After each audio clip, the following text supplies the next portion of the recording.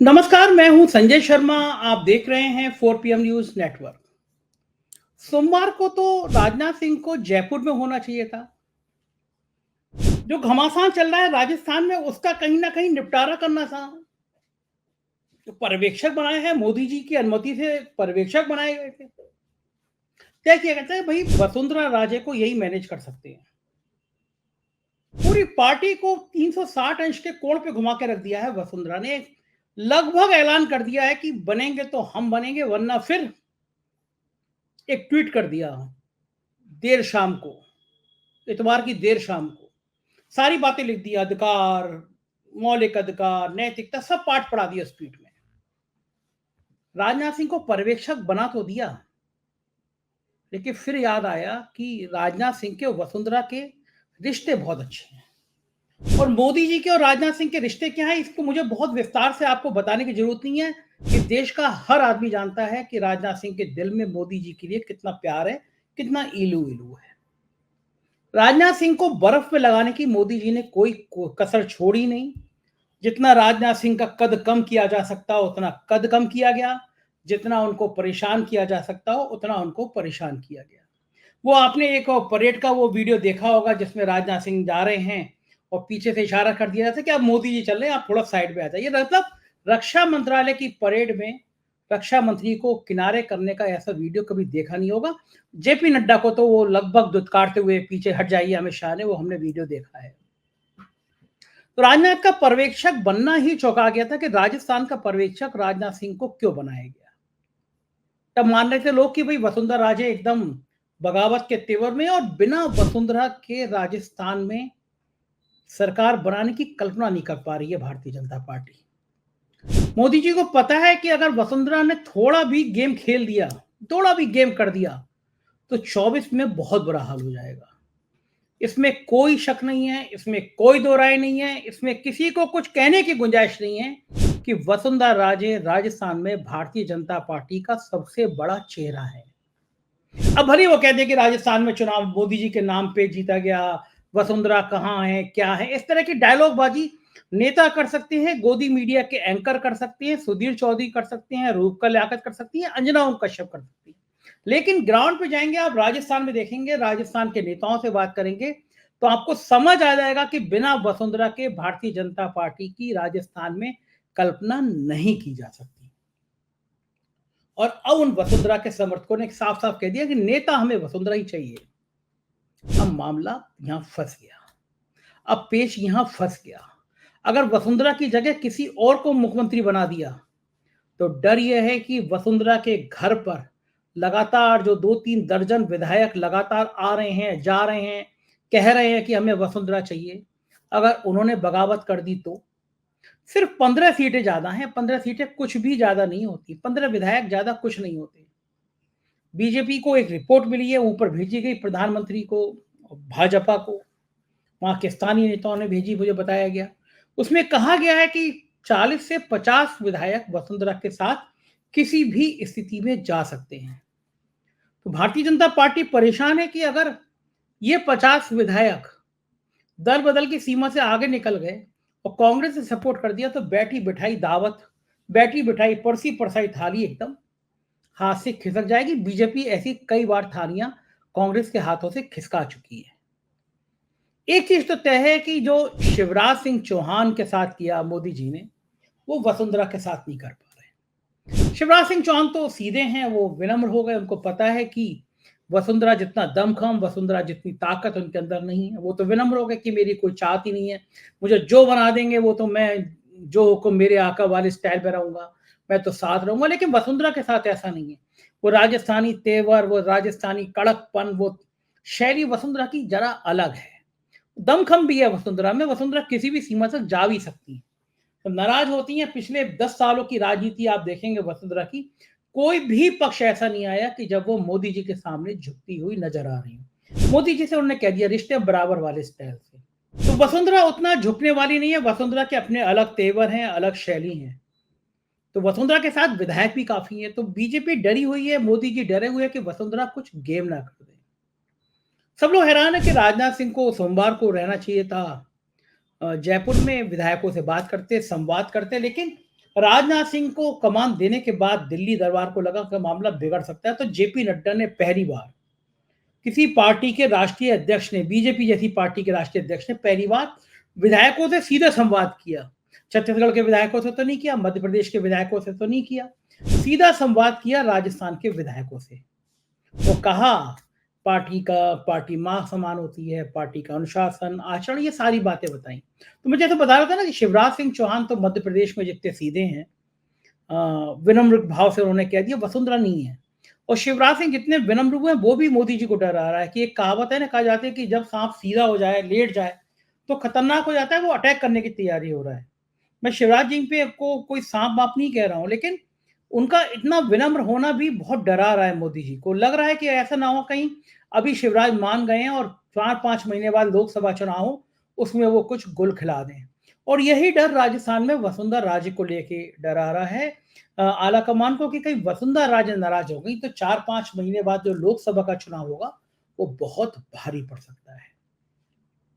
राजनाथ सिंह को पहले बनाना और फिर राजनाथ सिंह का ना जाना राजनीतिक गलियारों में बहुत चर्चा का विषय। ये बहाना लिया गया कि राष्ट्रपति लखनऊ में आ रही हैं, राजनाथ सिंह यहाँ लखनऊ के सांसद हैं, उनको यहाँ रहना था इसलिए वो जयपुर में आ रहे। तो राष्ट्रपति सोमवार को आ रही हैं, राजनाथ सिंह पे एक पास इतवार फ्री था, शनिवार फ्री था, एक इम्पोर्टेंट है, आपको इम्पोर्टेंट काम दिया गया, जा सकते हैं। देखिए फिर वही बात, बिल्ली के गले में घंटी कौन बांधे, कौन जाके वसुंधरा राजे से पंगा ले और नहीं निपटा पाए तो अपनी स्थिति खराब करे। तो राजनाथ सिंह को भी मौका मिल गया, वो राष्ट्रपति के साथ लखनऊ में भ्रमण कर रहे हैं। राजनाथ सिंह का फ्यूचर क्या होगा, नितिन गडकरी का फ्यूचर क्या होगा, इसमें हम कभी अलग से वीडियो बनाएंगे और बताएंगे कि गडकरी के दिल में जो तरंगे उठ रही थी, जो उमन तमन्ना जाग रही थी, उसका अब मोदी कैसे इलाज करने वाले हैं। गडकरी की पीआर टीम और उनके कुछ पेरोल पे रहने वाले लोग बड़े परेशान हैं उनके भविष्य को लेकर, उस पर हम अलग से वीडियो बनाएंगे। लेकिन राजस्थान का जो पेच है, इसकी गूंज आने वाले टाइम तक भी बीजेपी में सुनाई दे सकती है, क्योंकि उत्तर प्रदेश में जहाँ के राजनाथ सिंह मौजूद हैं, यहाँ की भी राजनीति कुछ अलग ही चल रही है। पिछले दिनों में योगी आदित्यनाथ को बुलाया गया दिल्ली, वो गए। जब वो गए तो शाम के 7 बजे के आसपास मैंने देखा उन्होंने ट्वीट किया, पहले जेपी नड्डा के साथ मिलते हुए 3 फोटो डाले उन्होंने 7 बज के कुछ मिनट पे, फिर प्रधानमंत्री के साथ मिलते हुए वो भी 7 बज के कुछ मिनट पे 3 फोटो डाले। मैंने देखा कि इसमें अमित शाह नहीं है, तो मैं हैरान हुआ कि अमित शाह के फोटो ट्वीट नहीं किए गए, मुख्यमंत्री मिले नहीं उनसे, क्या बात है। तो मैंने इसमें 10 बजे की स्टोरी करी चैनल पे कि भाई अमित शाह के साथ मीटिंग का है, तो आप वो योगी आदित्यनाथ की टाइमिंग पे जाके ट्विटर पे जाके देखिएगा, जब मेरी स्टोरी एकदम वायरल हुई कि खेल क्या है, और मैंने बताया था उस स्टोरी पे कि योगी आदित्यनाथ को क्यों बुलाया गया दिल्ली और क्या गेम चल रहा है। तो रात के 11:30 बजे, यानी मेरी स्टोरी के 1.5 घंटे बाद फिर योगी आदित्यनाथ ने ट्वीट किया, जेपी नड्डा के साथ 3 फोटो, प्रधानमंत्री नरेंद्र मोदी के साथ 3 फोटो, लेकिन अमित शाह के साथ सिर्फ 1 फोटो। और उस फोटो में भी आप चेहरा देख के, दोनों की बॉडी लैंग्वेज देख के समझ जाएंगे कितने तनाव भरे क्षणों में ये फोटो खिंचाया गया। अमित शाह तो हालांकि मुस्कुरा रहे हैं, लेकिन योगी जी थोड़े गुस्से में दिखाई दे रहे हैं। तो उत्तर प्रदेश की राजनीति को लेके भी दिल्ली दरबार बहुत मुतमईन हो ऐसा नहीं है। दिल्ली में जो योगी आदित्यनाथ को लेकर मीटिंग हुई, उसकी तरह तरह की राजनीतिक अटकलें, राजनीतिक चर्चाएं उत्तर प्रदेश में हैं। कुछ लोगों को कहना है कि वहां पे प्रस्ताव दिया गया कि प्रदेश में एक डिप्टी सीएम और बनाया जाए, अरविंद शर्मा बनाए जाएं, उनको गृह विभाग दिया जाए। ऐसी बातें पहले भी हुई थी, योगी सरकार पार्ट 1 में भी हुई थी, और ये चर्चाएं फिर शुरू हो गई। में सच्चाई है या नहीं मैं नहीं कह सकता, लेकिन चर्चाएं पॉलिटिकल गलियारे में हैं। और ये भी कहा जाता है कि योगी जी ने इसके लिए साफ मना कर दिया। ये तो मुझे भी लगता है कि योगी जी किसी कीमत पर एक गृह मंत्रालय अरविंद शर्मा या किसी को भी देने को राजी नहीं होंगे। और योगी नाथ आदित्यनाथ जिस तेवर के हैं, उस तेवर में वो पकड़ेंगे कि लो पकड़ो भैया, मैं चला गोरखपुर। और अब मोदी और शाह और नड्डा तीनों मिलकर इस स्थिति में नहीं है कि वो आने वाले 4 महीने के लोकसभा चुनाव में योगी आदित्यनाथ की नाराजगी को किसी भी रूप में सहन कर पाए, क्योंकि हिंदुत्व का वो बड़ा चेहरा हो गए हैं योगी आदित्यनाथ मोदी जी से। तो ये बीजेपी की पूरी राजनीति गुड़म गुड़म गुड़म गुड़म हो रही है। तो मैंने सोचा आपको बताऊं, इस बीच में कांग्रेस के एक सांसद के घर, शराब व्यापारी, उनके घर से 300 करोड़ कैश मिलने का मामला गर्मा गया है। भारतीय जनता पार्टी ने पूरे देश भर में इसके खिलाफ प्रदर्शन किया और कहा कि ये कहां से आया, बताएं। राहुल गांधी की ये भारत जोड़ो यात्रा का भ्रष्टाचारी जोड़ो यात्रा थी, इस तरह के तमाम ट्वीट किए गए। हाँ आंदोलन हुआ, ठीक बात है, ये पता चलना चाहिए देश को कि ये 300 करोड़ कैश कहां से आया। एक सांसद के घर पर, शराब व्यवसायी है सांसद, उसके घर पे 300 करोड़ कहाँ से आया? पता चलना चाहिए। लेकिन होता क्या है, जब ये इतने करोड़ों के मामले खुलते हैं, तो देश को कुछ पता नहीं चलता है। उत्तर प्रदेश के चुनाव से पहले कन्नौज में छापा मारा गया, सैकड़ों करोड़ रुपए एक इत्र व्यापारी के यहाँ से मिला। उस समय में कह दिया गया कि ये समाजवादी पार्टी का व्यापारी था, लेकिन बाद में पता चला कि उसके तार तो भारतीय जनता पार्टी से जुड़े हुए थे। इत्र व्यवसायी का पैसा कहाँ से आया, क्या हुआ, आज तक किसी को नहीं पता। मामला ठंडे बस्ते में चल गया। उत्तर प्रदेश के एक बड़े बिल्डर हैं, मैंने कई स्टोरी दिखाई थी, उनकी रियल एस्टेट की कंपनी है। उस स्टेट रियल एस्टेट की कंपनी से कई बड़े ब्यूरोक्रेट जुड़े हैं। साहे साहब ने कई लोगों को असहाय कर दिया है। उनके कई बड़े नौकरशाह जुड़े हैं, और भारतीय जनता पार्टी के एक संगठन मंत्री का बताया जाता है उनको संरक्षण था। और इस संगठन मंत्री के जरिए उन साहब ने करोड़ों रुपए के वारे न्यारे कर दिए। लेकिन दिल्ली दरबार को जब पता चला, और तब तक ये संगठन मंत्री की कहानी पता नहीं चली थी, केवल ये पता चला था कि यूपी के कई बड़े नौकरशाहों के पैसे लगे हैं, तो अचानक इनकम टैक्स ने छापा मार दिया और कई जगह पे रेड हुई। और बताया जाता है कि लखनऊ में करीब 300-400 करोड़ की जमीन, जो नोटबंदी के समय नगदी से खरीदी गई थी, वो पूरी जमीन इनकम टैक्स ने सीज कर ली। अब मामला बीजेपी के संगठन मंत्री से जुड़ा था। तो जो इस कार्रवाई से जुड़े थे इनकम टैक्स के अफसर, असिस्टेंट कमिश्नर थे या कमिश्नर थे, त्रिपुरारी नाम था मेरे ख्याल से उनका, उनका फिर रातों रात तबादला करा दिया गया। और इनके समर्थकों ने, इस बिल्डर के समर्थकों ने कहा कि हमने तबादला करा दिया, अब देखो कुछ नहीं होगा, हमारा सारा मामला ठंडे बस्ते में। तो ये 300 करोड़ तो दिख रहा है, बीजेपी उसके लिए प्रदर्शन कर रही है। लेकिन लखनऊ में, जैसे मैंने बताया, एक छोटी सी घटना बताई कि 400-500 करोड़ की जमीन इनकम टैक्स ने सीज कर दी, जो नोटबंदी के समय नगद पैसों से खरीदी गई थी। तो आज तक देश को ये नहीं पता कि वो कौन अफसर थे, वो कौन नेता थे, नोटबंदी में 300-400 करोड़ की जमीन किसने खरीदी। बल्कि दावा ये हो रहा है इनकम टैक्स के विभाग में है कि उस कमिश्नर का, उस अफसर का तबादला करा दिया इस मजबूत लॉबी ने। भाई बेईमानी कहीं की हो, बेईमान कहीं का भी हो, उसका चेहरा सामने आना चाहिए। और चेहरा तो इस लेवल पे सामने आना चाहिए, ये पता चलना चाहिए कि आखिर कहानी है तो है क्या। एक बड़ा सवाल ये भी है कि इस देश में बेईमानी का बड़ा कारण एक इलेक्टोरल बॉन्ड है, कि जिससे सरकार, जैसे पार्टियां चंदा लेती है, सरकार जिसकी होती है उससे समर्थित पार्टियों को चंदा मिलता है। बहुत समय से ये मांग उठती रही है कि पार्टियों को जो चंदा मिलता है उसका नाम सार्वजनिक करना चाहिए कि कौन चंदा दे रहा है। आज तक नहीं बताया गया। भारतीय जनता पार्टी को मोटा मोटा 16,000 करोड़ का चंदा दिया गया, ये सोशल मीडिया पे चल रहा है। अब वो 16,000 करोड़ का चंदा किसने दिया? 200 करोड़ के व्यापारी पे, कैश पे जमीन आसमान एक हो गया, 300 करोड़ पे जमीन आसमान एक हो गया, 200 है, 300 है, इस पे अभी चिंतन जारी है। अधिकृत जानकारी कहीं से नहीं आई है। गोदी मीडिया के चैनल दिन रात उसको दिखा रहे हैं, दिखाना भी चाहिए, मामला कांग्रेस का जो है। लेकिन ये 16,000 करोड़ का जो चंदा भारतीय जनता पार्टी को मिला या फिर कांग्रेस को मिला, कांग्रेस को तो इसके चौथाई के चौथाई का चौथाई भी नहीं मिल रहा, कोई देता भी नहीं है। जो देता है उसकी मुसीबत हो जाती है। लेकिन आपकी सत्ताधारी पार्टी, इसको 16,000 करोड़ रुपए किसने दिया, ये भी तो देश को जानना चाहिए। और जिन्होंने 16,000 करोड़ दिया, किसी ने 500 करोड़ दिए होंगे, किसी ने 700 करोड़ दिए होंगे, उनके नाम पता चलना चाहिए, जिससे देश को यह भी पता चले कि बदले में पार्टी ने, सरकार ने उनको क्या दिया। 300 करोड़ के कैश पे तो आप पूरा जमीन आसमान एक कर देंगे, और 16,000 करोड़ रुपए आपके पास कहां से आया ये आप नहीं बताएंगे। मूंगफली खरीदने जाइए, 50 रुपए की मूंगफली खरीदिए, यूपीआई करिए, पैसा नहीं हो तो आपने 50 रुपए की मूंगफली खरीदी, ये सरकार को पता होगा, आपने यूपीआई किया है, फोन पे किया है।